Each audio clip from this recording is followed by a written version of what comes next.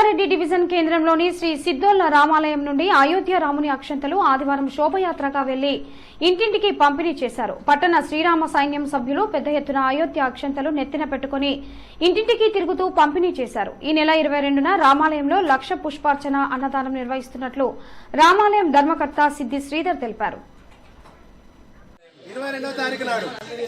అది తప్పనిసరిగా చెప్పాలి. తప్పనిసరిగా అన్నదానం ఉందని చెప్పుంది. పుష్పార్చన, దీపోత్సవం లైవ్ కూడా ఉంది. పప్పు అక్కగా ఎండాలి మన పక్క